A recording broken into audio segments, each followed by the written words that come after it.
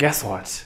It's been a while since we had a female guest, and it's such a pleasure and honor to have one of the most accomplished attorneys in this in the global south, actually, not these parts of the country. So without much of ado, this is I do drum rolls. Hi, Joan. Hi. How are you? I'm well. Please introduce yourself to our audience. Okay, so my name is Joan Chesoni and I am a public sector lawyer. I work for the government of Kenya as a state counsel. I do quite a number of things for our beloved government. I litigated on behalf of the government. I'm an international law specialist and have supported the government extensively in the area of aviation law. And in the last couple of years, I've been supporting them in the area of space law. So helping our government create a governance framework for our space industry here in Kenya. On a day-to-day basis, I work in the National Treasury where I support the Public-Private Partnerships Directorate, where we mobilize private sector capital for financing public sector projects and services. So, wait, at this point, can I give my disclaimer? Oh, please, by all means, yeah. So, I'm very happy that you could have me today, but I have to make the disclaimer that all views and anything said in this session are really my own personal views and opinions and do not reflect the views and opinions of the government of Kenya. I'm not an official spokeswoman for the government, and therefore this is really just a practitioner's perspective. And I know it's rare to actually speak to lawyers who are actually in the public sector, and I thought it would be nice to give a view of what my career path has been and what I've been able to do and the opportunities in actually coming into public service. So all views are personal, ascribed to Ms. Chesoni and not of the government of Kenya. You're really natural at this. Hiyo tu kumekrama ama tu umekatu hivi just chomoka from your head. Sasa tunaongea, so ulisema ni kama conversation. Perfect. Let me throw a curveball. Nambe. So, are you related to the Chesoni that we know? Okay, even if I deny it, I think people just go and Google. Not only that, we all got this gap in our teeth. Oh. And all Chesoni, most of the Chesoni children have this gap. So yes, I'm part of the larger, wider Chesoni family. Ah. Yeah. Perfect. Now that's out of the way. Let's start. Let's start this journey. Let's go to the younger Joan. Where do you grow up? Far back. Okay. Where did you grow up? Did you grow up in Nairobi? Where did you go to primary school, high school? That journey. Okay, so I grew up in South Sea, Nairobi. In fact, as we are talking, I've just thought about Isa, and he was our neighbor. For real, Murray? Yes. Hey. And yeah, God rest his soul. He was an awesome guy, and I think went too soon. Beautiful music, and yeah. So I grew up in South Sea, and I lived there until my mid-teens. Then we moved to the area around Madaraka, just behind Strathmore University. For my primary school, I went to, oh wow, you've really taken me back. That's my what primary this show is all school about. was, my first school, so my, shall we say kindergarten, was a little school called St. Anne's Nursery School. Then I went to St. Anne's Junior Academy. And then when I was about in standard 5, my father moved me to Loreto Convent Valleywood. So I'm a Loreto girl. And I started my KCP in Loreto, and I went to Kianda school after that. Yeah, so I am part of the Kianda, finishing school girls as they were called. Yeah, so I went to Kianda school, and then after Kianda school, I had a little bit of time in Strathmore University before going to the Nairobi University, where I started my undergraduate degree in law, so my bachelor's in law. And after that, much later, after a couple of years of working, I went to the University of Leiden in the Netherlands, where I did an advanced master's in air and space law. Sasa ngoja hii journey yote. Were you a kiddo for number one all the time? Hey, I was number one, and then I went to Kianda school. You know, when you combine all number one. Yeah. Yes, reality check. So kati ya hizo number one lazima kuwa na mwisho.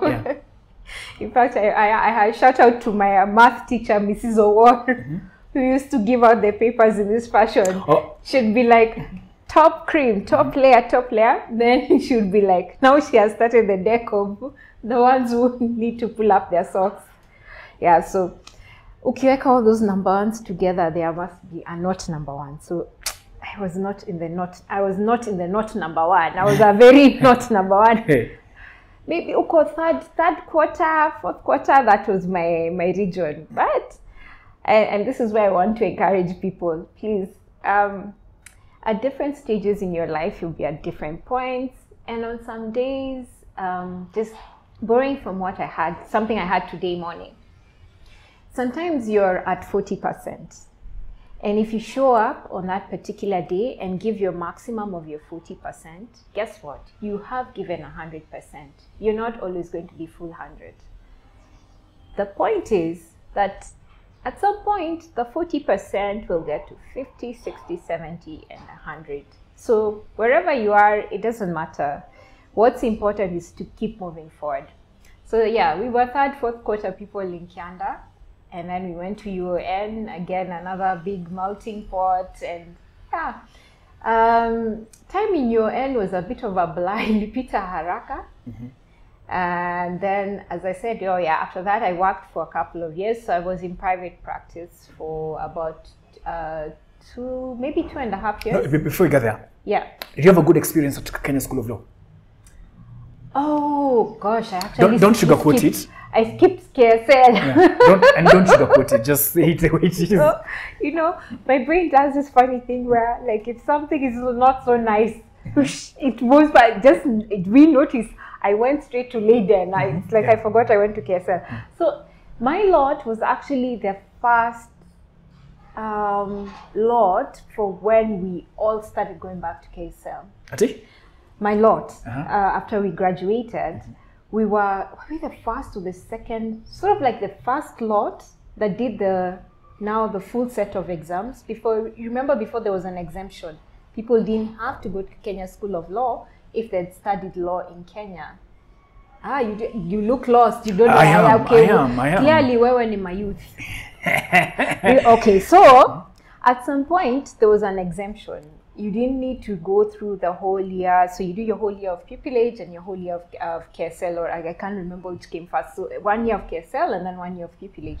You'd go to pupillage directly. This was for people who had studied at the University of Nairobi or a Kenyan university. Right around the time I graduated, I think the rule that everybody must go to the Kenya School of Law was reinstated. So we were like the first or second batch after a really long time. And we had a set of, I don't know how many exams they do these days because it's been a minute. We call them 9 Ps, so it's 9 papers. Okay, I think we did around the same. I can't quite recollect how many there were. Yeah, but so for us, first of all, being that second lot, we weren't quite sure what to expect. And then I think also they were still trying to put a system together. I think the most jarring thing about it was the amount of fees we were paying at that time, which I think was like 96,000. So you can imagine your parent has pushed you through UON and they're not expecting any further costs. In fact, they're expecting you to get pupillage and stand on your own fate, or at least, bring some money to the house. And then they have to come up with this, I think it was 96,000 that we had to pay and then go through. In hindsight, I think it was, at that point in time, I was like, okay. Also because I was in a bit of I had taken a gap year after uni.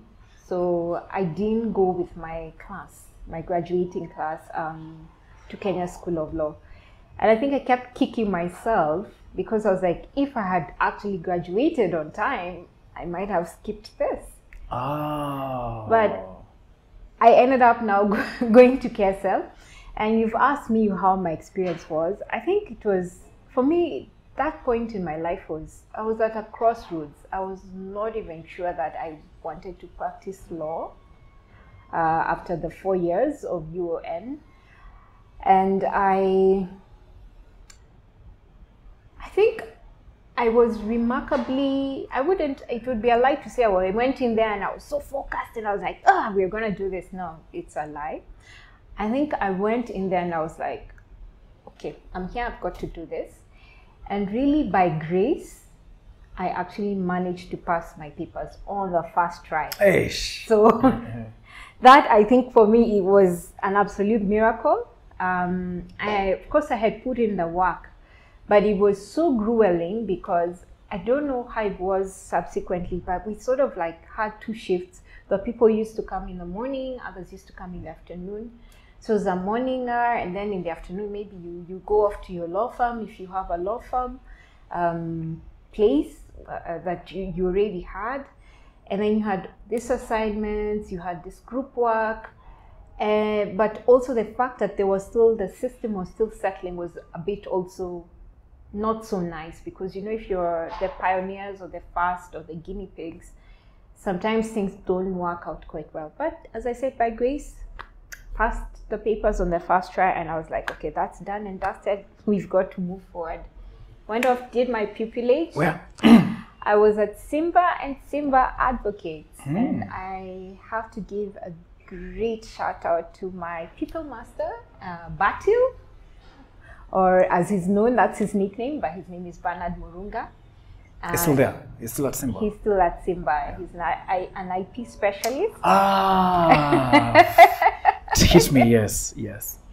And I had been so fascinated by IP when I was in UON, and had actually written a thesis under the supervision of Professor Ben Sihanya, on trademarks and franchising in Kenya. So when I got out, I was like, I'm going to do this IP thing, looks exciting. And I chose Simba and Simba because they were, I think, one of the 2 law firms that were actually having a serious practice around IP at the time I graduated. And my pupil master was actually a well-known IP specialist, especially in the area of trademarks. So I learned quite a bit from him.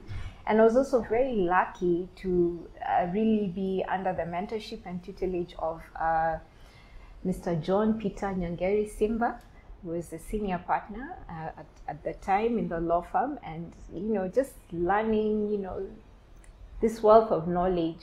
Mr. Simba taught me about pension schemes, and we did a little bit of practice there where I supported him on some work on pension schemes.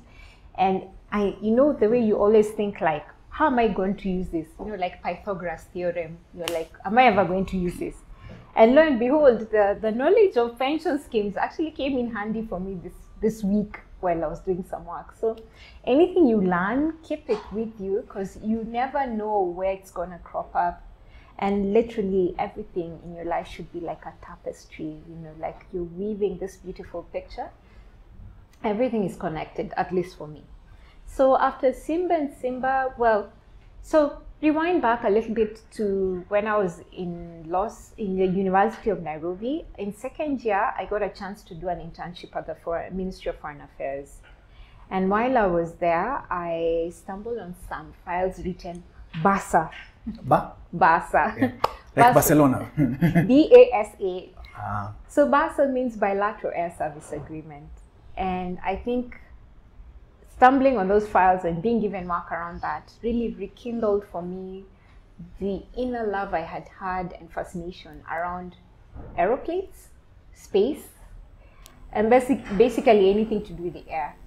So after that internship, I remember I promised myself that I would find my way back to the Ministry of Foreign Affairs, because I was very interested in being involved in aviation and, okay, by now, and just to mention that when I was a child, I used to dream about space. And my father had actually encouraged that dream because he used to buy me books and stuff around space. But then when you grow up, you realize we are in Kenya, we are a third world country, we have other issues, we have other priorities. And so you don't really, I sort of buried that dream, because reality check, I was like, okay, I'm never going to be an astronaut. At least at that point I thought, I'll never be an astronaut. So I just told myself, you know, let's go to the next best thing. What do we like? And that's how I ended up in law.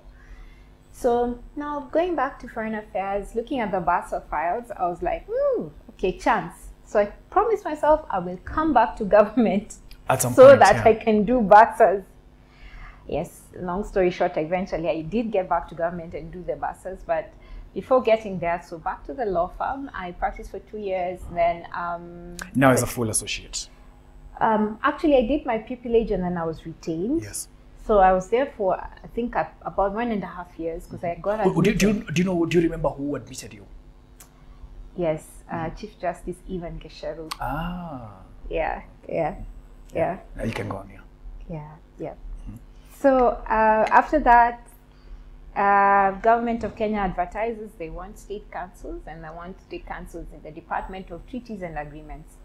And I'm sure you've heard of treaties and agreements out here in law practice. It was the area of the department that everybody wanted to go to. Even now. Well, it doesn't quite exist in that form right now, because there was a bit of reorganization and change, and it became something else.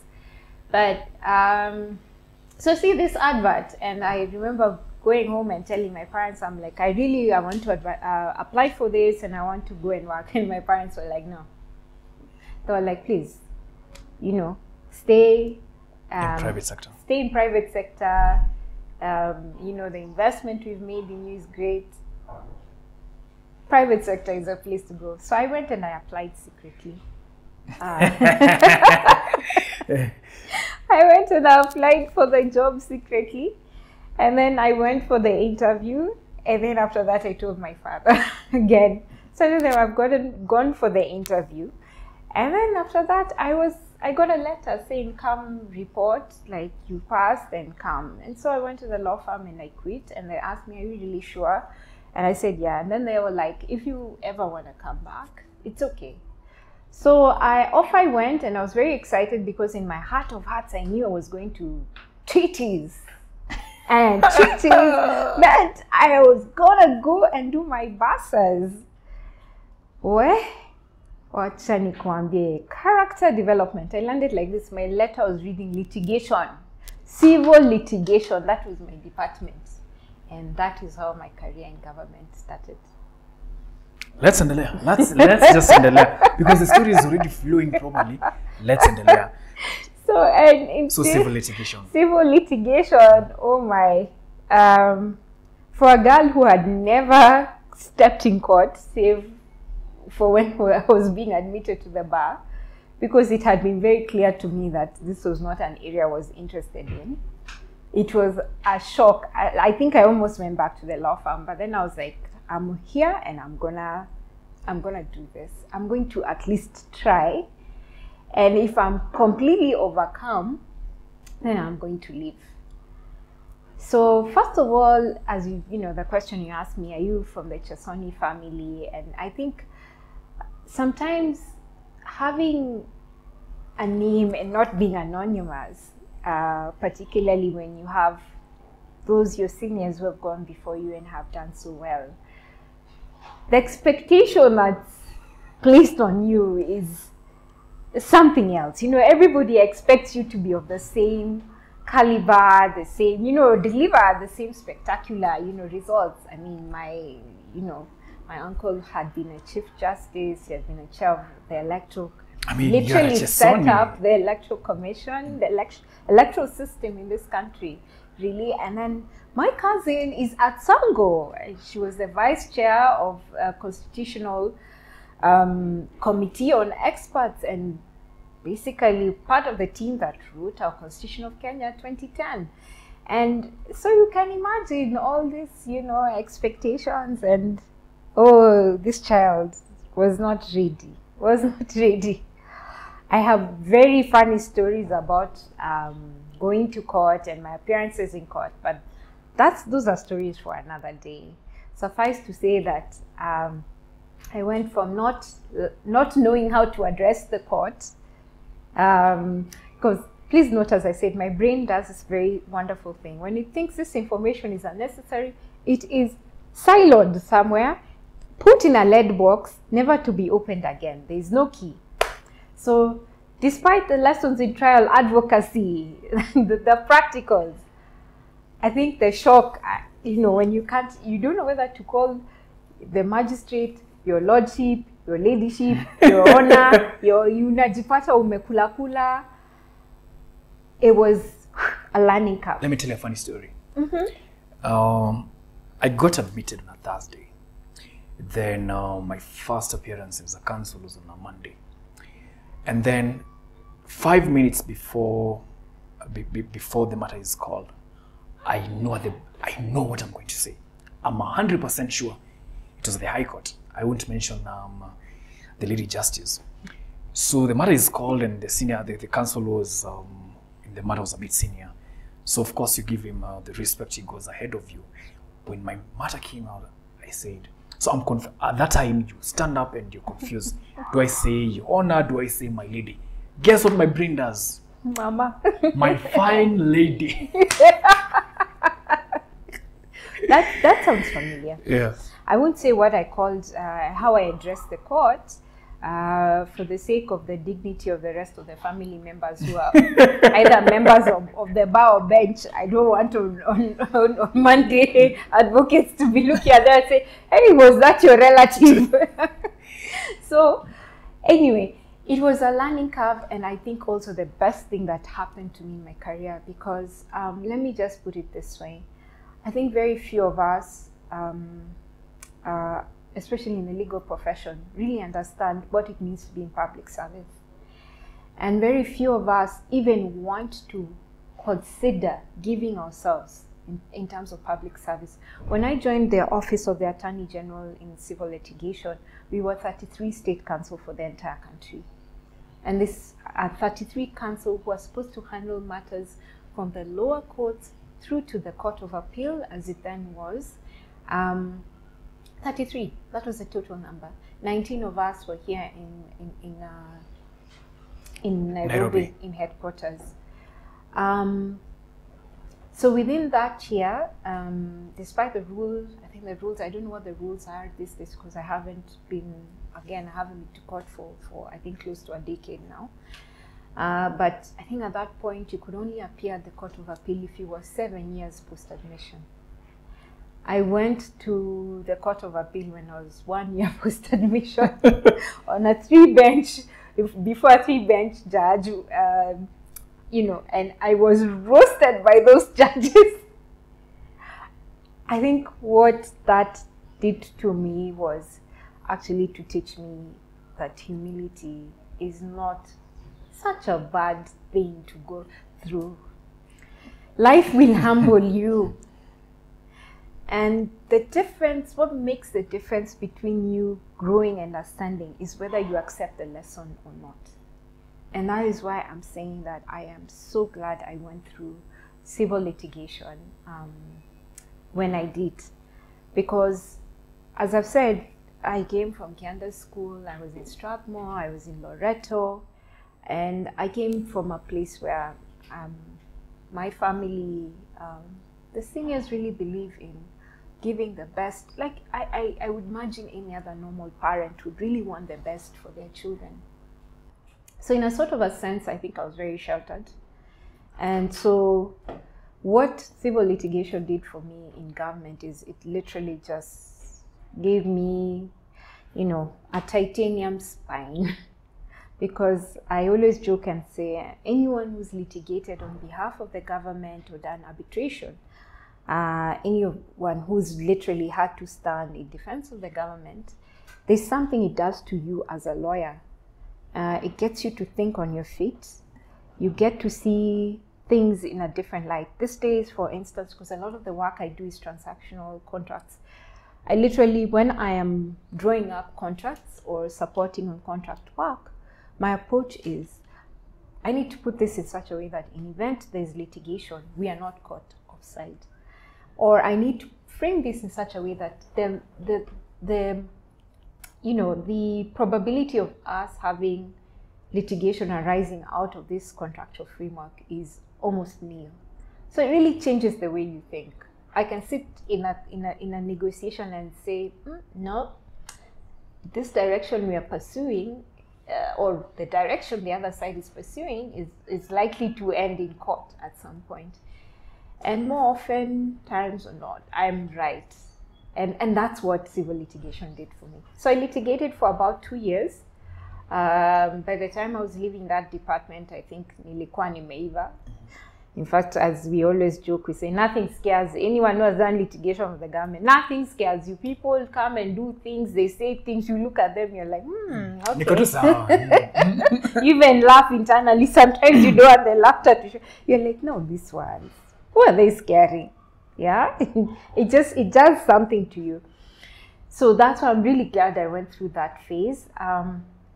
All through that time, I had made some appeals to the then Solicitor General if I could join treaties. I made some justifications based on interests and what I had actually focused on. Because as I said, after second year, I think after my experience in the Ministry of Foreign Affairs, as it then was, I really put a lot of focus on international law. So my year 3 and 4 in campus is literally just about international law. And that's why, as you can see, I was like, litigation for who? You people want to go to court and shine? Yes. But for me, no.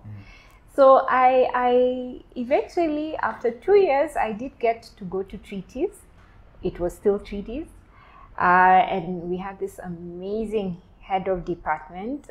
She was totally wonderful, great mentor, and wonderful colleagues, some of whom I also continue to serve with to date, who showed us the ropes, those of us who then joined. And while I was at treaties, I got reunited with my beloved Barca files. And I... There's a point where drum rolls! Actually, it wasn't that really drum rolly. I got there and I was like asked, what do you think your strengths are? What are you interested in? And I had to quickly say, because work had to be parceled out. And that's why I'm saying life is so funny, because in treaties at that point in time, we had transaction work, the kind that I do now on a day-to-day basis. But I was like, that transaction work is for you people who like dealing with money. I'm not interested. I'm interested in international law. I want to meet people. I want to discuss law that is arrived at through discussion, not law that is written. Yeah. I mean, the principles, how international law, the process through which you form international law. A lot of it is actually through practice that settles into customary international law and eventually gets to a point where maybe states decide they want to codify it or not. And, so I find the whole process of the development of international law very fascinating. And so there I was, reunited with my Barca files. And then I start off, looking at them, seeing what we can do under as I said, the guidance of my HOD, who was a very experienced practitioner in this area, but also towards the end of her career in government. So I think she was also looking for somebody that she could sort of like hand over the mantle to. And there was a lot of work in that department. So I just quickly settled in and started off. Somewhere along the line, as I was doing my Barcas, I also got an opportunity to serve as the parliamentary legal assistant for the former Attorney General, Professor Githu Muigai. So at this point in time, of course, we were in a transition phase of the Constitution, so he was still a sitting member of Parliament, as the AG had that rule under the previous ex-official. Yes. So I supported him. So tell the kids who don't know this. The guys who don't, the kids in law school who the AG was sitting in Parliament. Tell them there were 2 ex-officials, I remember. Really? Yeah. Yes. I mean, things have changed. Yeah. Please. I think the 2010 Constitution is available. You can find it and read it. But yes, the Attorney General was an ex-officio member of Parliament, and he would sit in through the session. So my job was actually to support him in answering the parliamentary questions. And let me tell you, that was our rule. Because between Tuesday and Wednesday, my life was like this on the screen. The moment the AG walks into Parliament, I have to listen to the entire parliamentary session, note down any questions he's asked, and start to prepare the answers. Sometimes those questions were even not anything to do with the office of the Attorney General, but because they have been directed to the Attorney General, they have to be responded to. And basically my work would be to coordinate and make sure that we get the answers, then prepare the answer, have the Attorney General review it, then have the answer sent in advance to the clerk for onward transmission to the Speaker of the National Assembly. And then, again, watch if there are further questions. So my life between Tuesday and Thursday, really, I was mteja for everybody else except my office, because I really needed to make sure everything was ready. And sometimes you'll be asked a question on Tuesday and you're told by Thursday you have to respond, Thursday of the same week. So yeah, so I got to do that. And then in the course of my being reunited with my bosses, I really supported the Ministry of Transport, had some very wonderful on-hands experience in terms of negotiating bilateral air service treaties and for quite a number of countries and Kenya. And then also got a chance to be in a diplomatic conference. So I represented Kenya as head of delegation in a diplomatic conference to amend the Tokyo Convention. What is Tokyo Convention? The Tokyo Convention is one of the aviation security instruments that we have in international law. And basically, the Tokyo Convention deals with unlawful interference on board aircraft. So in essence, the Tokyo Convention basically gives certain powers to pilots, the pilot in command, and crew, and to some extent fellow passengers, to deal with situations where a passenger or a person on board of an aircraft is behaving in a manner that is likely to interfere with the normal, safe and secure operations of that particular aircraft. So did it come from as a result of September 11? No, the Tokyo Convention is a very old convention. It was passed in the 1960s. And this came after a series of events. Now you're taking me back to my LLM thesis. I should have read my thesis before I came. But anyway, basically there were a spate of events that involved, attempted hijackings, attempted, behavior that would interfere with sort of like Entebbe raid. Yeah, well, not quite. This is actually on board of the aircraft. So for Entebbe, remember the aircraft was already on the ground. The time the hijackers took it over? I think the aircraft, the actual, the real drama is when the real drama with the soldiers was when they were on the ground. But but in the air, yes, you're right. Yeah. The Tokyo Convention would apply. So there'd been a series of a spate of events that led up to the international community actually saying that no, we need a convention that can actually help us establish a framework where we can deal with these actions. I think I was about to say that, in aviation law, there's a distinction between safety and security. So, and yeah, that's a whole class. But basically, so as I was saying, Tokyo Convention, diplomatic conference at the International Civil Aviation Organization in Montreal. So her name is ICAO. And this particular, these days it's quite rare to have a diplomatic conference. So for this particular one, we were discussing something that I eventually ended up writing my thesis on. We were discussing the air marshal, or the in-flight security officer as they're known. So I don't know if you know anything about this. Normally on a US flight, especially after 9/11, every single US flight has a security agent, and they're called air marshals for the US. But the term within the documented term is the in-flight security officer. So for US flights, for Israeli flights, and I think for a lot of other flights around the world, there's usually this air marshal, and his job is actually to tackle any unlawful interference. Apart from what the Tokyo Convention grants to the crew, and to some limited extent the passengers. So basically, the Tokyo Convention states that the pilot in command is the person in charge of the aircraft. And now you understand why, if the captain of an aircraft, or shall we say the pilot in command, normally is actually the person who's actually flying, and that most of the times the captain. If he says you disembark, you're disembarked. So he's the law on that aircraft, literally. Now, supposing there's a passenger who's threatening to interfere with the aircraft in a manner that could cause a security issue, could cause the aircraft to crash, whatever, the crew and passengers are allowed to actually subdue the guy, tackle the guy. And also, this convention makes it an offense for you to not to obey the commands of the crew. So when you're on board an aircraft and the air hostess tells you to sit down, although now sit down usually is more of a safety issue, but if you're told to sit down, please obey the commands of the crew.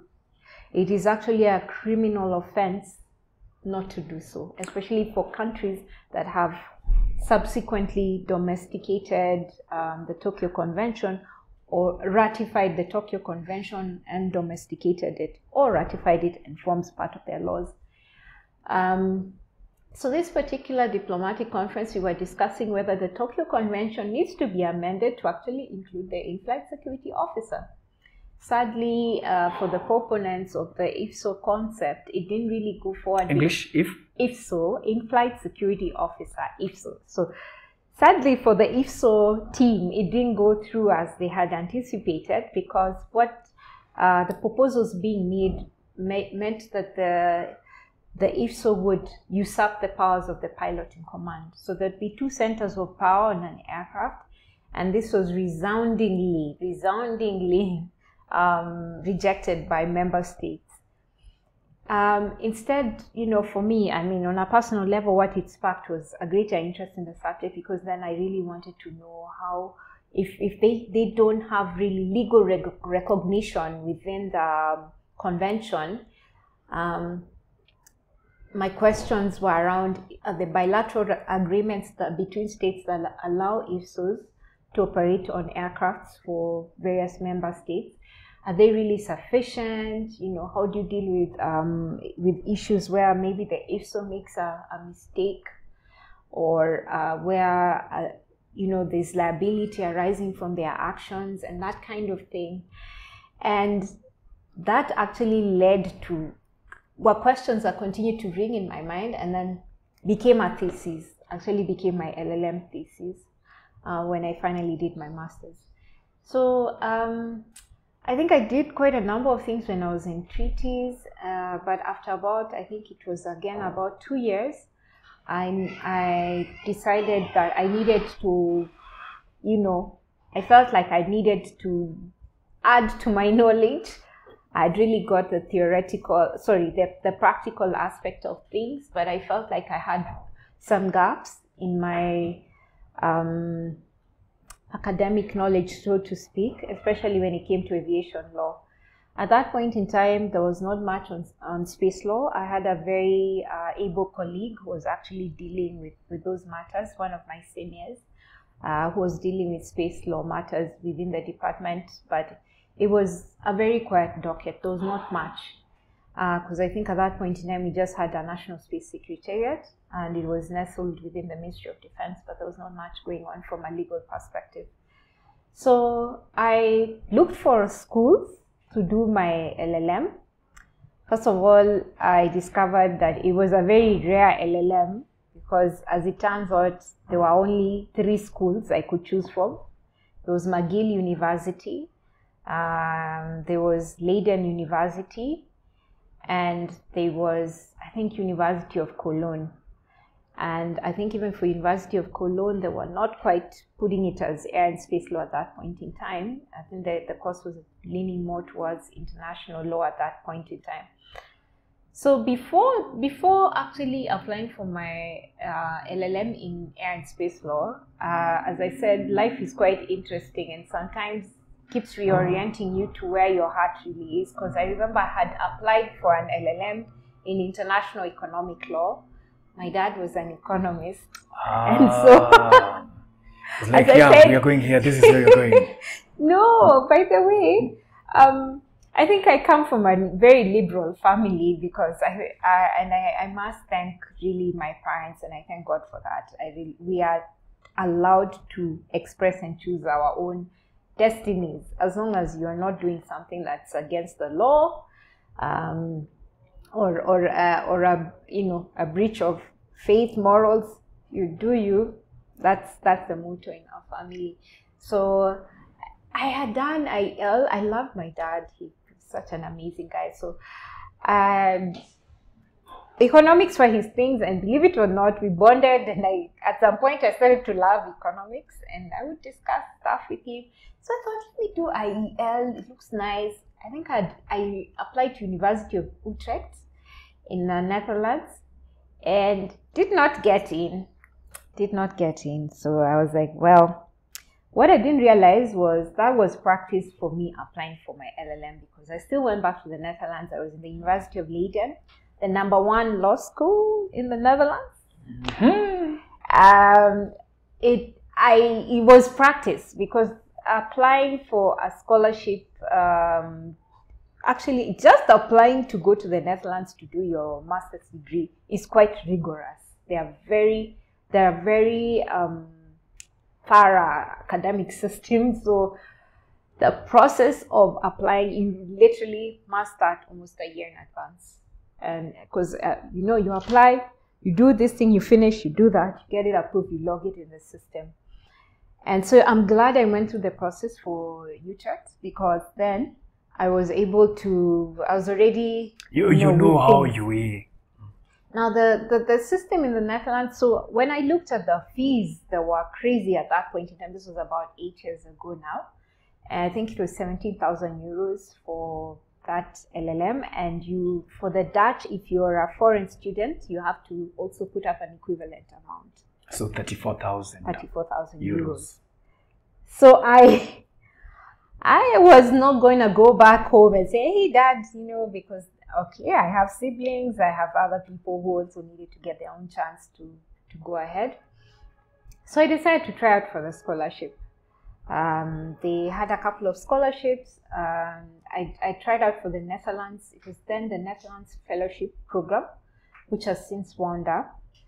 And so the NFP scholarship is a very, very competitive scholarship. And how it works is you have to apply to the school. If the school accepts you, they're the ones who actually go and say, we want this particular student to get the scholarship. So what I didn't know is that year, they had made a decision to only give Kenya one scholarship. And I also was not aware that there was somebody else who was gunning for this. So there was somebody else who had applied. Now, I had been discouraged from applying for this scholarship because a lot of colleagues had told me within government and around that we've applied for that scholarship, we've never gotten it. In fact, the last person who had gotten it before me had been like 4 or 5 years prior. So I said, anyway, let me try. So when the results came back, the school had accepted me. I had been admitted, but I had no scholarship. Oh. So I was very disappointed. And then I did the math. I was like, I wouldn't be able to raise 34,000 euros in like less than 2 months, because literally I had less than 2 months to go to school. And so I went back. I remember going back and going to the AG, because the AG had done for me a recommendation. This is professor. This is prof. And this is what I want to tell young people. Please never be afraid to go and tell your boss, I am interested in this, and I would like you to endorse me on this. Don't be afraid. The worst they can say is no. But if this is a boss who really sees in you the light of the future and is somebody who wants you to grow, they will endorse you, they will guide you, they will encourage you, yeah? They will build you. Because always, whenever you see people out here, imagine we are standing on the shoulders of giants. And so I really big thanks to Prof, because yeah, he really just put down his name, and I don't take it for granted, because he was the Attorney General of the country, and he is a very respected jurist. So that was really a big deal for me in terms of endorsement. But I'll never forget, he said, okay, tell me what you're going to, like literally you have to give him your pitch, and he has to be convinced that, you know, and I think that again was a part of growth, and I'm really grateful for that. So I remember going back telling me that, oh, I didn't get a scholarship, don't worry, you'll try again. And so I just made my peace with it, and I'm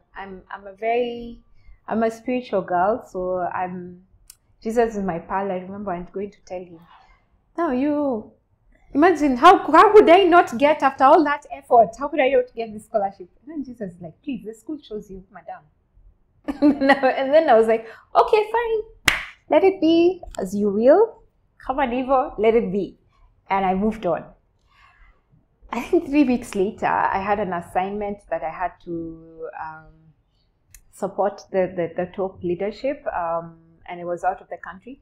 And as I was going home, and it was on very short notice, so as I was going home to get my stuff together and I see these emails, just, you know, when I'm trying to see, check in, I see a couple of emails from the school, and the one is saying, congratulations. So I'm like, congratulations. So I open, and it says, congratulations, you have the scholarship, but we really need you to fill out these forms really quickly and return them to us. Can you do so by the close of business? So I wrote back and said, I think there's a mistake. You wrote to me a couple of weeks ago and informed me that the scholarship had been one scholarship and that it was given to somebody else. So what had actually happened is I chose, my master's degree is an advanced master's degree, and the advanced master's track is more expensive, literally almost 5,000 euros more expensive than the normal master's track. So my fellow scholarship winner had actually chosen an ordinary master's degree. So the cost was lower, and they had decided to award because, of course, you know, it's taxpayers' money, Dutch taxpayers' money. But he had opted to take another scholarship because he'd been fortunate enough to get another scholarship. And this is what I also want to tell people. When you're applying for scholarships, please apply for like 300 all at once. You get what you get, yeah? So they said, no, don't worry. It doesn't matter that you're on an advanced master's track. We're really serious. So there it was, like, okay. Like, so I quickly filled out the thing, sent it, I think, to my sister. She printed, I came, I signed, we scanned, sent. Then when I saw my boss the next time, I told, I actually think, I know I came and told you a couple of weeks that I'm not going to school, but you may have to change your plans because it looks like I got the scholarship after all. So it's like, well done. Of course you're going. And yeah, just like a whirlwind, I just quickly wound up my work in the department. I was very quiet about it. I didn't say much. I just wound up my files. I think a couple of people knew I was leaving, like maybe the last week, but I really didn't talk about it. Also because I think I was growing to a point where I'm like, sometimes you have to realize that not everybody will be happy for you when you hit a milestone, and it's life. Yeah. We all carry ourselves differently, and I think also people approach things differently. My approach is, if something really good happens to someone near me, whether they're my friend or not, I rejoice for them, because if that is something that will help them move on to the next level or blossom, or just for their light to shine brighter, that's why we were put on this earth. So I really don't get people who think that they have to, I have to elbow you out of the way, I have to snuff out your light, I have to kill your joy, I have to blacken, darken you, like I have to crush you, never rise again, I just don't get that. But I get there's a lot of that going around, and sometimes I'm like, that scarcity mentality is also something that prevents many of us from actually, getting to where we're supposed to be. But story for another day. So off I go to the Netherlands. It was a roller coaster. Let me tell you, the Dutch system, anyone who has done their studies in the Netherlands will tell you it is no joke. It's no joke. The Dutch are perfectionists, and their way of approaching education is quite different from ours.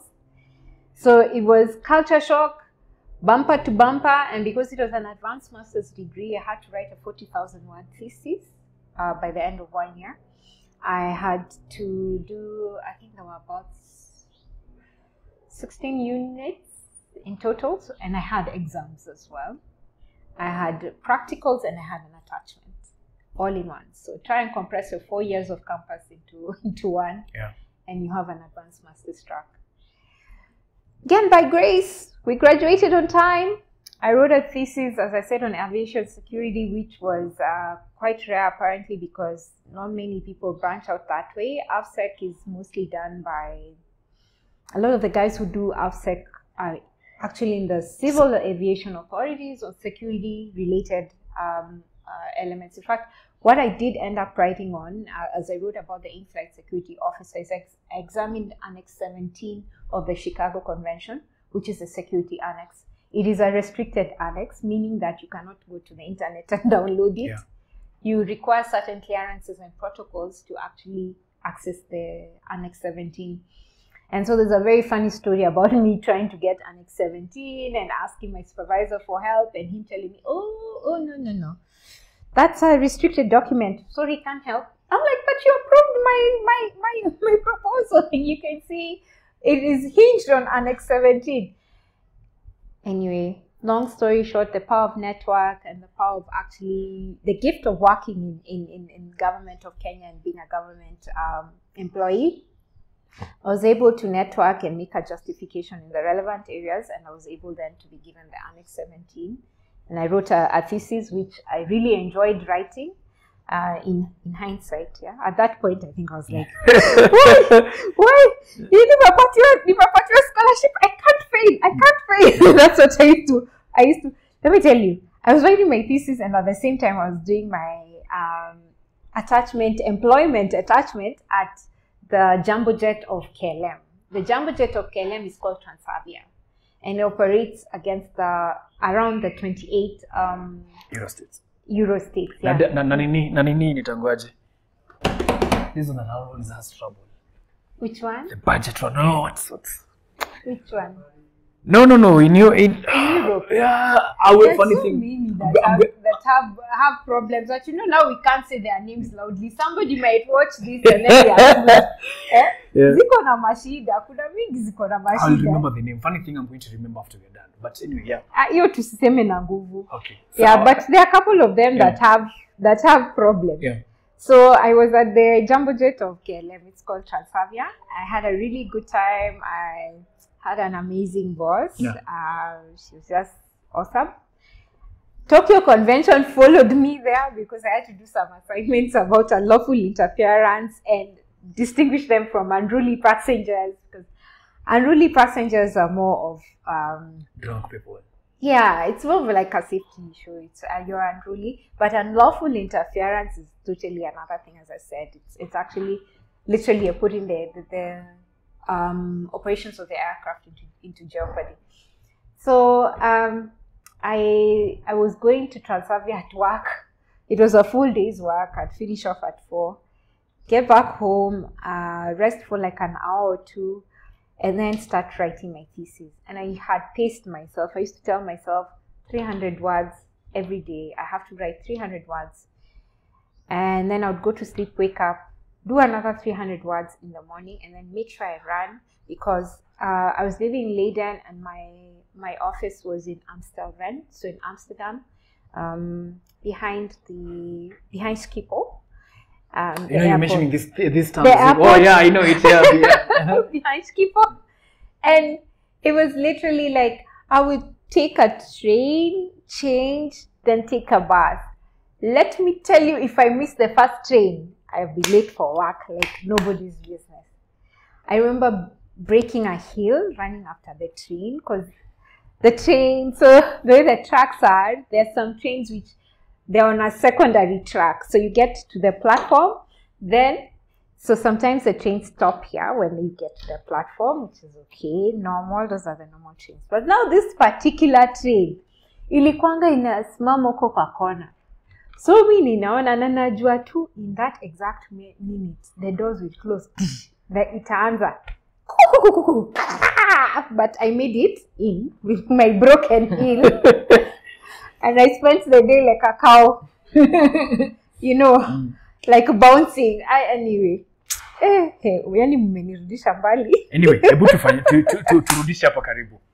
So, after I finish my LLM, I come back home. When I come, I'm given an assignment at Kenya Airways. That time we were doing the bailout for Kenya Airways, so I went to support them on the financial structuring. This was my first re-experience with private sector that I had not seen for quite a number of years since the law firm. It was a very interesting experience. Also another growth opportunity. And I'm glad for the experience I had there. But it also was an experience that showed me that perhaps my heart is more into space, because my master's degree was actually a double master's. I did both aviation and space law in one master's degree. So Kenya Airways, yeah. Ilikuwa ushuhuda wa sandpaper, as I like to put it. What is ushuhuda wa sandpaper now?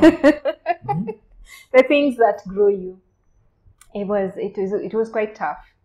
It was a very tough time for that company, and also a tough time for the staff. I learned a lot about not giving up. And resilience, actually. I think my resilience muscle regrew itself in Kenya Airways. I was there for about, I think it was like 2 years, roughly. So I went in 2017 and 2019. I left early 2019. While I was there, the government made a decision to set up a space agency. This had come as a result of us successfully winning a competition at the UN. So the United Nations Office of Outer Space Affairs had come up with a competition together with the Japanese space agency. It's called JAXA. And the competition was about a group of university students building like a nano satellite, so a nanosat. And then this would be launched outside of the Japanese module of the International Space Station. So Kenyan students entered into the competition, University of Nairobi students, and they successfully won and built a nanosat, which was launched off of Kibo around 2018. Around 2017, just before we came into being. It was launched off of Kibo. It was successful. And I think out of that, the government was actually saw the potential of the space sector in Kenya. So they set up the space agency. And based on my credentials, my academic profile, the Attorney General, the then Attorney, so by then Prof had left. He had left, and we had a new Attorney General. And this was Justice retired Kihara Kariuki. And the new Solicitor General was Mr. Kennedy Ogeto. So the leadership then saw it fit to appoint me as the alternate to the Attorney General on the Kenya Space Agency board. So I joined a board where I was the youngest still am the youngest, and our role then was to establish the Kenya Space Agency. So the Kenya Space Agency is established under an executive order of the President under the State Corporations Act. It is categorized as a regulatory agency, and it has a mandate to coordinate, promote, and regulate space activities in Kenya. So our role was actually to do the institutional setup, which we've done successfully. And currently we're working on the legal and regulatory framework and revision of the policy framework as well. So because the Kenya Space Agency was set up under a regulation, because an executive order really is a regulatory instrument, it's a secondary instrument under the State Corporations Act, it needed to have its own act to be able to fully perform its regulatory functions. So how do you regulate when you're a regulator? You set up regulations. So when you look at KCA, all the regulatory functions of KCA are found under the regulation section of the Act. So to do that, we're in the process, and that's why in the process of doing the Kenya Space Act, which I hope will be out in the course of 2024. So it's work that the Kenya Space Agency is really pushing. We've had a number of public participation forums, and I'd really encourage people, I think there's one more coming up. I'd really encourage a lot of us to be more involved, because usually we call for comments on these pieces of legislation, and unfortunately it's like we don't get a response, we don't get a lot of activity from private sector. Then you have this law coming up and people saying, oh, but I didn't know that was there. Yeah, yet this is public. So this is an emerging area of law, similar to what was witnessed with like environmental law, where people are like, who will never care about environmental law? And I have a friend who said that when she was doing her PhD, people thought she was mad. And right now, look at environmental law. Look at what it's become. So same thing with space law. So after I've been sitting on the board, I am the chair of the governance committee, so really doing a lot of work around the policy and law, and have a wonderful team actually at the management level, very self-driven and well-driven team, and also an amazing board. I keep saying the Kenya Space Agency board is the best board I've served on. We have a very wise and experienced chair who has really steered us in terms of establishing this agency. So just before you get there, I want you to break down to the person who's never heard these things. Okay. What is space law? What is that? There's a kid who's looking at an alternative area of practice. Yeah. There are dinosaurs in the practice. They have no idea what space law is. What is space law? Okay. So space law is a subset of international law, and it's been around for years. To be precise, it's probably been with us for close to 60 years or so. And basically, space law deals with the governance of outer space. Yeah. Now, sadly, as you know, the common joke with lawyers that we complicate everything. So the thing I always get so amused about is that for the past 60 years or so, at the United Nations Committee for Peaceful Uses of Outer Space, which is really the convening body under the auspices of the UN, where member states meet to discuss space law and governance matters, we've been discussing the delimitation of outer space for the past 60 years. So there's no legal delimitation for outer space. It's still a very active question before the committee.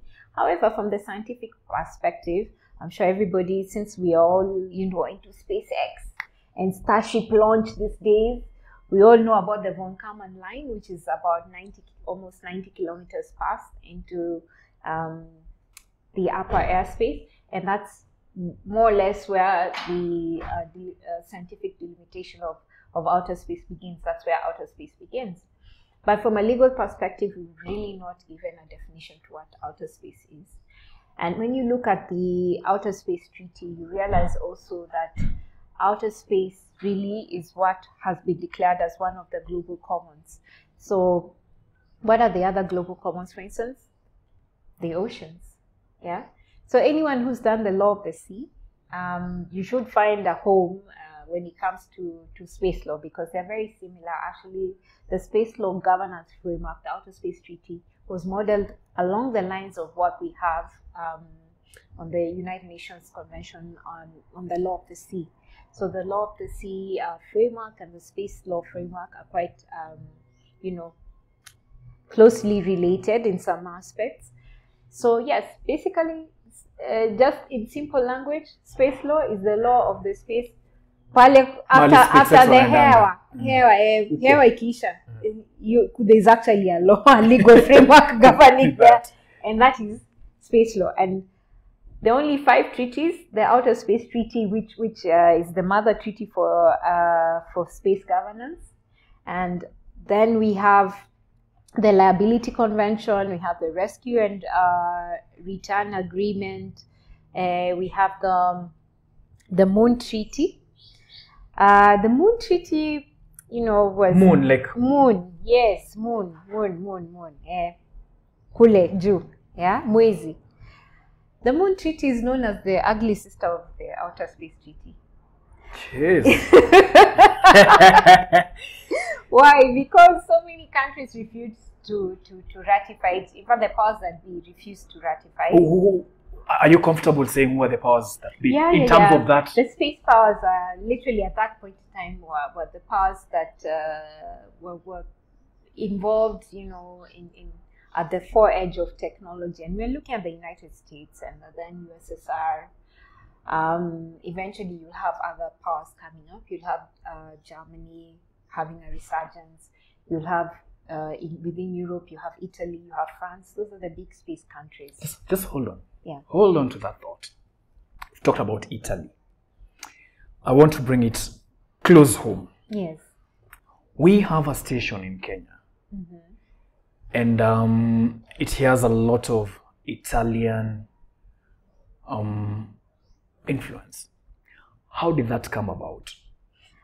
Okay, so we have so this is public knowledge, and you can always go to the Kenya Space Agency website. I like it to learn that this is public knowledge.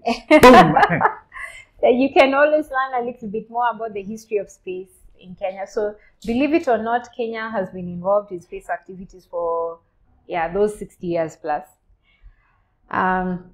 So real quick, what happened was, before we gained independence, we had Kenya's territorial waters were not quite where they were. And the Italians had identified the area around offshore Kenya as a very good location to create an offshore launch platform. Why was it a good area? So, Kenya is an equatorial state, and we are one... English for the viewers.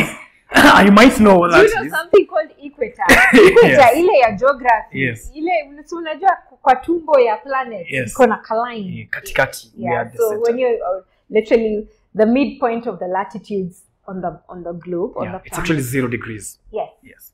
So the equator. So Kenya straddles the equator, and so we are an equatorial state. There are a couple of us where the equator is passing through across the globe, but equatorial states are very special when it comes to space launch activities. And I won't go too much into the technical aspects. Just know this: the Earth rotates the fastest at the equator, and when you want to launch into space, what are you doing? You have to overcome gravity. You have to overcome gravitational force to push yourself off the planet. Now, because the Earth rotates the fastest at the equator, using the equatorial speeds, you can actually use that together with your propulsion to overcome the force of gravity much faster, meaning you use less fuel. That is the simplified. In fact, I'm sure the engineers watching this are like, that lawyer, and want to strangle that. But I have this friend who's she's an engineer. She has some background in engineering, and I think planetary geology. And she worked for NASA for many years, and then quit her job, and now does work around teaching people about space through a blog and something similar to what we're doing. Her spot is called Space Watch Global, and she's called Dr. Emma Gatti. Emma says that those of us in the space world, our biggest handicap is that we think it's not rocket science. And so when we talk about space, we talk about it like, it's just something normal, and people don't understand. So we lose people. And I know this because sometimes I start to talk about space, and a person just gets this glassy look in their eyes. And they're like, oh, very, very good, very nice. Very good, it was nice seeing you. Yeah, very good, very nice. But yeah, she's mad, she's bubbly. So that's why I have, please, I'm sorry for all the engineers. No, that's why I have run it like that. This thing is spinning fastest, yeah? Ni kama kasling ka Goliath, so you want assistance to be propelled off the planet. You're good to go. The lawyers get that. They don't want to get into the sciences. Yeah. So what that means is like Kenya then is a beautiful location to build a spaceport, basically. Yeah. If you want to build and a spaceport is an airport where you can launch your spacecraft from. Kama ile SpaceX. Unajua kiwaambia hivyo naelewa. Sasa ya SpaceX ni special. We ambia tu lawyers. You're talking to lawyers.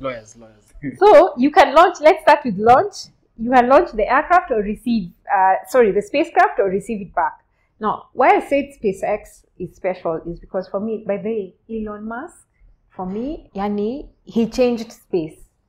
Literally, he changed space. He needs a prize beyond the Nobel Prize, whatever the greatest prize we can give him. Why? Elon created reusable spacecraft. Previously, we were not reusing our rockets. We would launch, it would do the first stage, second stage separation, it becomes debris up there.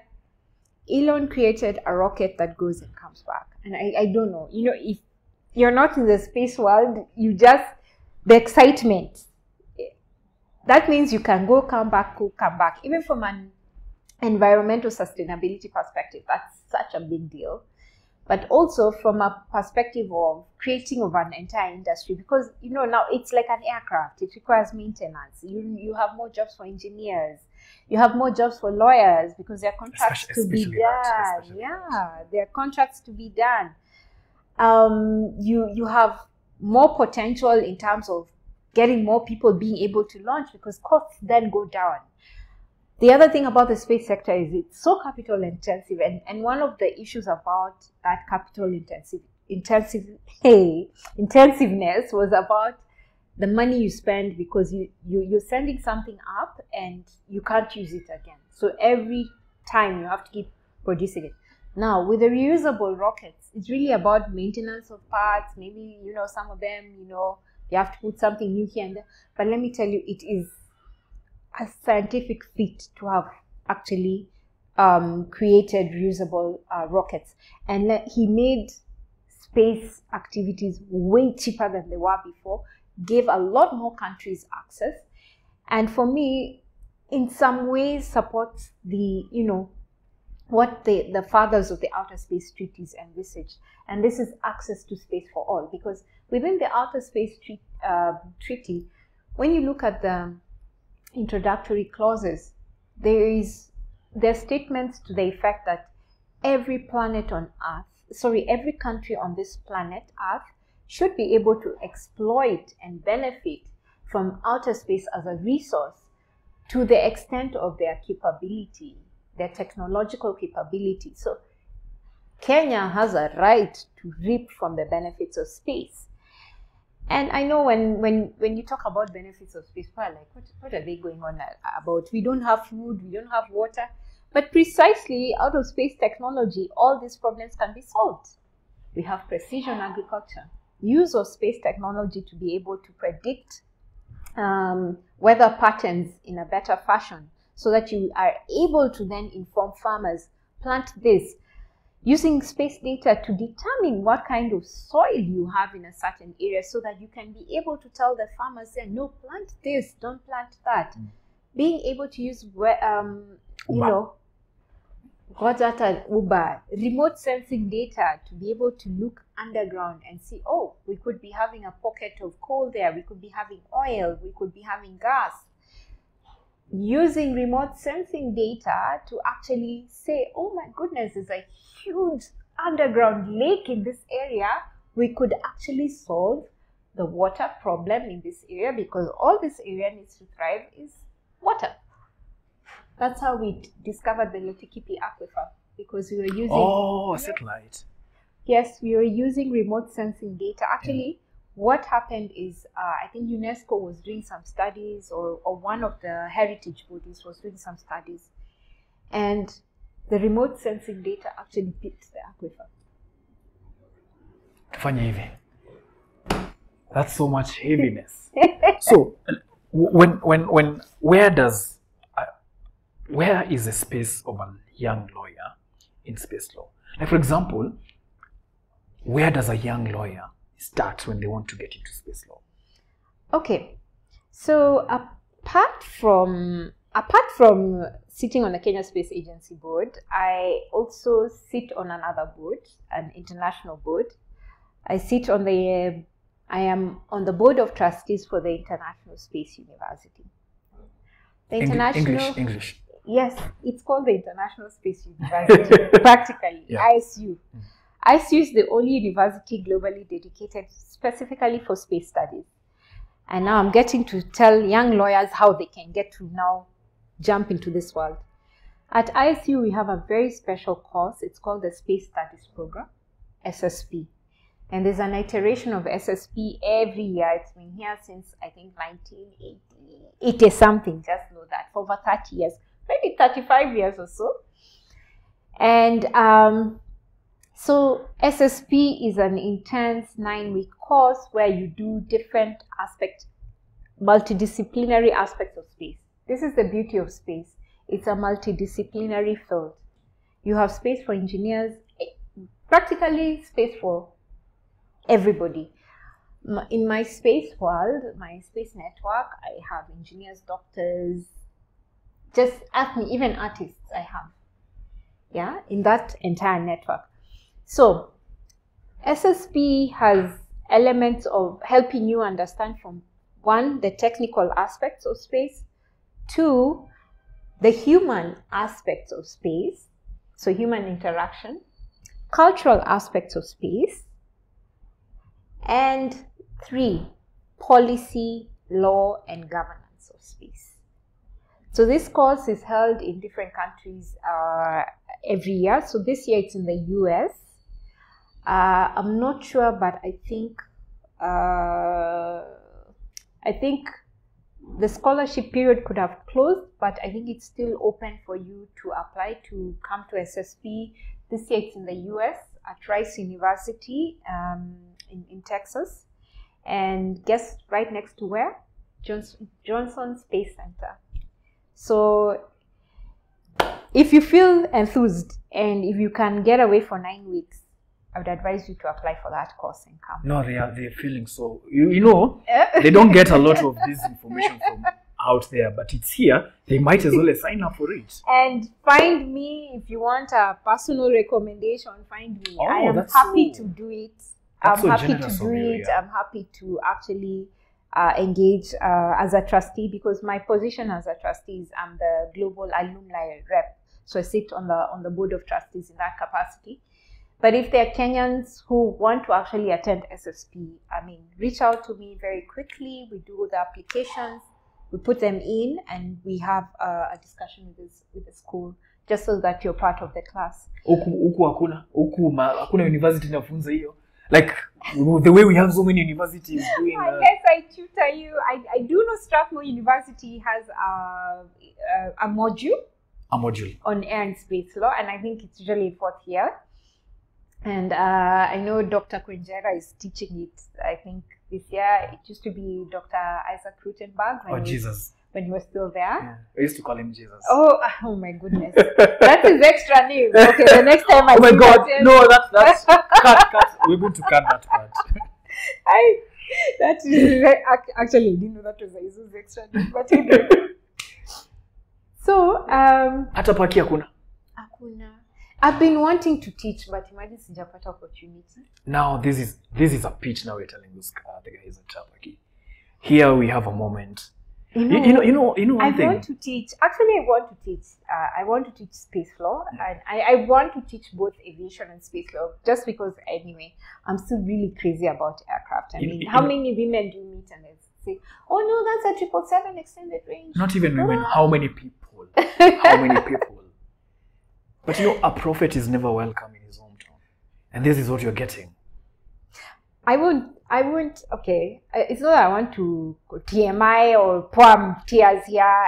And that's what I was talking about. I kind of hinted to it. I said, you really have to be resilient when you are in an area where people don't understand or they don't understand you, because you're really going to get people who will want to crush you and bury you so deep that nobody ever sees you or knows that this thing exists, simply because maybe they don't understand it, or they know full well that they can never be able to, do it.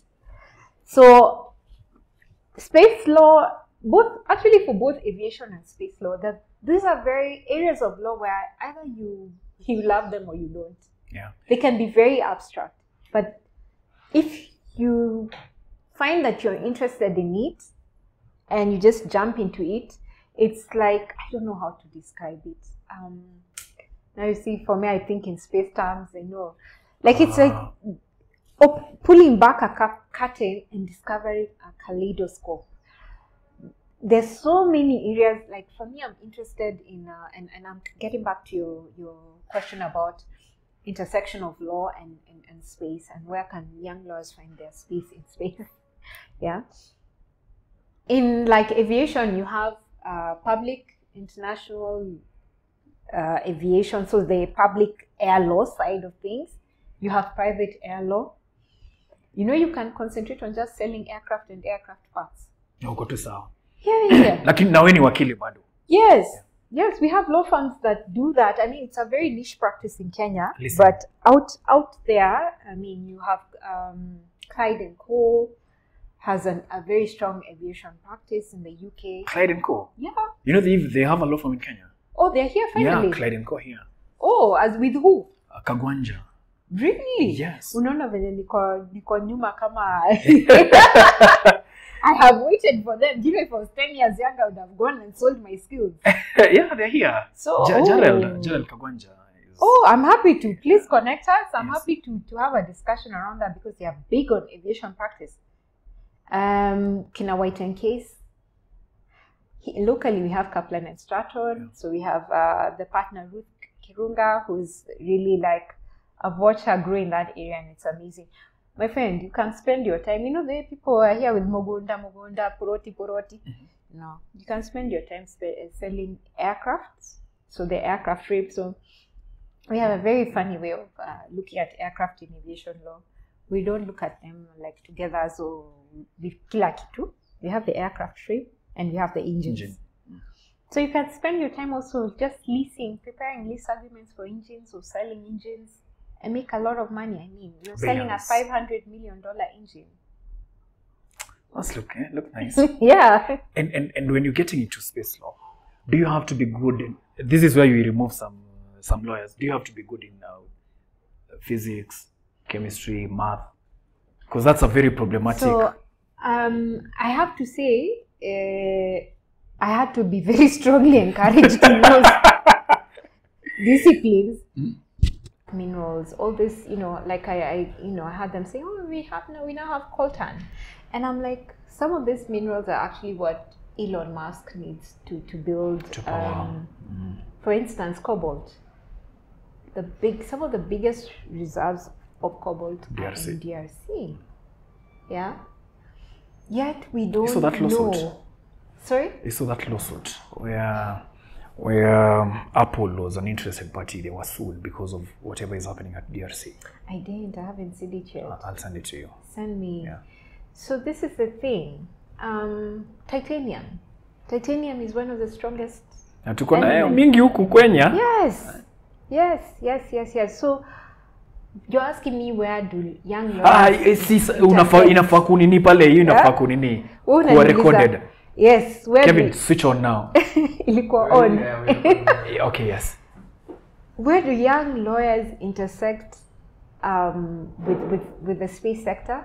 Look, I've just said the space sector is multidisciplinary. I think when we talk about space, people think about one small step for mankind, for man, giant leap for mankind.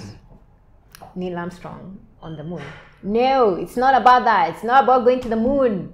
One. You know, there are people who don't believe in that story. I know there are guys who say it's so fake, na kila kitu. Please, if you have a chance, go to the Smithsonian Museum in DC, the site for air and space. You might just discover it's a truth. So, no, it's not about that. First of all, as a country, as Kenya, as a third world country, we need to identify what is our niche. How do we intersect with the space sector? As I already said, we're the perfect position for a launch site. Now, of course, building a launch site and whatnot is something that is really government driven because of the security aspects related to it. However, even just looking at that, if we were building a launch site, it's like building an airport, what work would a lawyer be doing? Contracts work. There's a lot of contractual negotiation work around there, not just within the construction aspect of it, the staff, employment law. I think what I'm trying to tell you is because of the multidisciplinary, multi-sectoral aspect of space, if you're interested in this sector, you literally need to sit down and think, what am I interested in? Am I interested in the people aspect? We have a whole element of space called human performance in space. Yeah? Human performance is about how does the human body react in space? How do we stay alive in space? That's a whole space medicine area, and there's also medicine related to law. Can you become, I remember asking the guy who taught me human performance in space. He's a very famous doctor, and he works for NASA. And I remember asking him, have you ever thought about issues relating to liability as we continue to increase the number of astronauts going out into space, especially maybe if somebody comes back from space and they have an issue? Yes, of course they give a waiver and they say, oh, okay, if anything happens to me from a health perspective, this and this and this and this, you give a waiver to a certain extent. But have you guys ever thought that in future, as we continue to increase the number of astronauts, you may have gaps, and because the international law spectrum dealing with this area is not very well developed either. But have you ever thought of issues of liability? And he looks at me and he's like, oh wow, I think I need to have a discussion. So just like the other emerging areas of law, for instance, AI, artificial intelligence, machine learning, and by the way, space, AI, they are like this. So if you're interested in AI, look into areas around cybersecurity practice. That's a whole area of law that's untouched. Look at areas touching on data protection. Huge gap there. Yeah. Look beyond just the common bread and butter, contracts. For me, I would say personally, my interest has always been in developing the systems, and that's what I've done for a long time. But if I was in private practice, like right now, I'd be looking towards, and this has existed for a long time in the Western world, and maybe to some extent, there's some law firms in this country that have practice in that area. The telecommunications sector is very closely related to the space sector. All those satellites out there, all those telecom satellites out there, and they're in the geostationary orbit. So I know I have to break it down into English. So you have the Earth, And think about it like having little bands around the Earth. So the closest one around the Earth is the low Earth orbit. So the space around the Earth that's closest to it, it's the low Earth orbit. And that's where Elon Musk is putting all his Starlink satellites. So they're little communication satellites, and they're testing right now, I think, for actual telecoms. But what they are providing right now, including here in Kenya, is, and I'm not advertising Starlink, by the way. They're providing internet. The speeds are amazing, by the way. I've tested them, but I'm not advertising Starlink. So you have the low Earth orbit, and then you have middle Earth orbit, where you have other satellites that deal with navigation systems, and you have the geostationary orbit, which is the high Earth orbit. So middle Earth orbit, or MEO. Then you have high Earth orbit. Now, in the high Earth orbit, we have that special orbit called the geostationary orbit. Why is it special? Actually, I should be drawing it like this, not like this, because it's more like this. The geostationary orbit is an orbit where once you launch into your space object, once it's positioned, attains the same speed as the Earth. Therefore, you have a space object. So if it's a satellite, that's completely fixed on one point of the Earth and moves at the same speed. So it's a very special orbit, especially like for telecoms, military security satellite, navigation satellites. And I know you've probably heard of things like GPS. That's the American system of navigation satellites, and also surveillance security. The European one is called Galileo, and I remember the last pieces of Galileo were being launched when I was still in school, and for me it was very exciting. I think Galileo had 28 pieces or something like that, and I was so fascinated. I was like, how do you actually get the satellites to get out there and then work in sync? I mean, for me it was just being a lawyer and not an engineer or a scientist. It was fascinating, it still is. The Chinese have Beidou. Beidou, of course, I think is in a lot of its primary use is in China, but I've seen some of what it can do, and I'm very impressed. And yeah. So, as I was talking about the satellites, I was just thinking it would be useful for you, if you want to segue into this world, to also think about doing telecommunications law. I know there are very few lawyers who have a background or qualifications in telecoms law. And I think where the world is moving towards, we're going to need both people who are highly skilled in space law and highly skilled in telecoms law. And why do I say this? Because all the politics of space governance is actually happening at the International Telecommunications Union, the ITU. For the longest time, because what we were launching and using from a civilian perspective was the telecommunication satellite, the systems within the ITU are very highly developed and actually got to a level where the ITU controls the slot allocation. So you have to get, before you launch your satellites, you actually have to book a slot, etc. It's a whole process, just to ensure that you do not interfere with other space objects. That could be your neighbors. You also plan in terms of launch, when you have your launch window, so that you don't destroy other things on your way out and you don't get destroyed.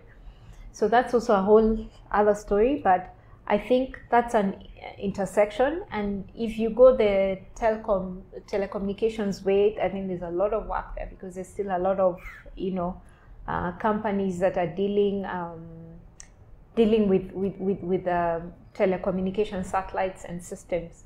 And there's a lot more, like if you're more interested in contracts and whatnot relating to that, that's still a wide open field.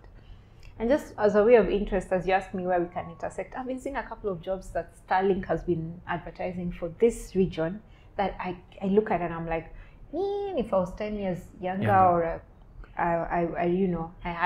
especially when you see there, 50% of the time would be spent on travel. You tell yourself, if I was a little bit, or ningekuwa, bado I'm young, I would have taken this up. those are now the opportunities. As you're asking me, what are the opportunities? And the last one I saw, I think, was around governance, and you sort of become like a lobby, an interface with government of Kenya to be able to get them to secure the slots, get the spectrum applications done, etc. That's an area you can intersect. So back to how do you get there? For me, the quickest route is SSP right now, the Space Studies Program. It's 9 weeks, but 9 intense weeks. You will cry many tears, but I think at the end of it, you will discover it blows your mind, changes you completely. And I'm saying this as an SSP alumni. I have actually done it. And the financial aspect to SSP? So if you apply to SSP early, chances are you'll get a scholarship. There's also possibility of, trying to go within the network of the space community to get scholarships. Unfortunately, at this point in time when I'm here, I think, as I said, I think the scholarship window has closed. It closed on 31st of January, but the class has not closed. SSP costs about $20,000, so it's not cheap, but that covers you for food, board, and your tuition. I mean, look at us plugging these people in all these amazing opportunities. And SSP, is it after these 9 weeks? When do you do another intake? So it's annual. So that's the only window. This is the only window, but the International Space University also offers a Master's in Space Science, which is a Master's that has been accredited in France. And I think is on its way to getting, in the course of time, a dual accreditation from the US. The MSS is a course that's between 1 to 2 years, depending on what you choose for your area of focus. Same region of school fees, but you can also get some sponsorship on the way if you start to plan early. But of course, this now you're looking at a master's. So you're looking at least 1 to 2 years of your life. I always describe the Space Studies Program as a compressed master's degree in 9 weeks, where you come out and you'll be able to talk about space, you'll be able to identify the opportunities. I think what I want, I was not sure to mention this one because I don't know if our audience will really be able to connect on this one. But the opportunities in space for lawyers right now is in what is known as new space. New space is something that has really taken off in the rest of the world. What I am trying to do right now is to, using the skill set I have and in my current role, to create the framework for us to have new space in Kenya. What do I mean by new space? So the previous space ages have been really government driven. When you look at the history of how did we start off the space sector, when you look up at the stories of Apollo, the very first one was Sputnik, where the Russians launched Sputnik in 1957 and freaked the entire world out. And the US was like, no, it's not going to go down like this. And I remember Jeff Kennedy saying, by the end of the decade, we will have a man on the moon, etc. He never lived to see it. But basically, all space activity budgets were government budgets. And as I said, very capital intensive. So only the very rich countries could do it. Then enter the era of enter the era of the billionaires. I was about to crack a very inappropriate joke and their secret name in some places. Just call it, because you told me no, before. You could be sued. I'm afraid of being sued. Okay, all right. Yeah, so you know the nickname, but enter the era of the billionaires and the commercialization. Just call it. Anyway, go on. I need to make sure that I won't be sued, then I'll come back and tell you guys. Yeah. But there's a very funny name that they're called out there. So enter the era of commercialization of space, and practically we now have private sector investment in space. And how did this start? I mean, literally, I know I have gushed about Elon Musk, and the thing is, when I look at SpaceX, and by the way, please, on Netflix, there are a couple of shows about space, including Return to Space. When you watch that, you really start to understand the blood, sweat, and tears that has gone into SpaceX. I mean, for 20 years, I think almost 20 years, SpaceX was literally perpetually on its knees. Yeah, it was like it was going nowhere. And in fact, I know things were so tough, especially from the public sector side, where they said we will never see private sector actually being engaged. It will never happen in space. And lo and behold, SpaceX was the first company, private company, to actually take American astronauts to the International Space Station. Literally, I remember watching when they were docking, and when Dragon was docking onto the ISS, and I was like, whoa. I wish we all could understand. I'm sure people are like, hey, these Tumzungu things. No, these are not Tumzungu things. These are opportunities for the future. If we can create an environment in Kenya where we have private sector companies actually investing and driving space activities, and remember I said, I've only talked about one thing. That's why I said we probably need another episode if you want to really discuss what is the space sector, how does it apply, what can we use space for? Can I see a practical example? You were mentioning Uber, exactly. Yeah. Literally, private sector can build our space sector. And that's the future. And that's where lawyers need to find their niche and their place. How do we usually support private sector when they're entering into an area? Yeah. So there's so many ways, but for me, it's literally you need to sit and identify the opportunities. I've given you a couple. I've also said you need to arm yourself with the knowledge, because for you to actually practice in this area, you need an idea of what is space. And yes, during SSP, you'll do astrodynamics, astrophysics, astrobiology. Niendelee? Watu tumewapea tips mingi sana leo. Niendelee? Now what we do, I think we've given these people a crash course on space law, and we've just scratched the surface of it. Yeah. So what does Joan do when they're not talking all this physics in all this engineering in legal terms? What does she do? First of all, let's clarify. Joan doesn't talk about space. No. Okay. Joan just, she just supports serikali yetu kuu hapo treasury, akiangalia ma contracts. Yeah. So space for me really is the passion. Yeah. And imagine when I am not doing mambo, this very important contracts for government, literally my head is in space. Okay, so everything is space. I have said, I think we were discussing about heavy workloads, and I was saying for me, if tomorrow I hear, Ms. Chesoni, there's a space for you to go to ISS, I would not sleep. You'll be very excited. I would not sleep. For me, anything that has an element of it touches on space, that's my fun, ideal thing, to the point that I think my closest family and friends realize that, like, literally that's it for me. So whenever there's like a milestone or anyone just knows, if I plan anything around space, she's in. Yeah. But when I'm not thinking space, my fun thing is to ponder about existence. I know people will be like, no. Why are we here? Who are we? Why are we here? And what are we supposed to do?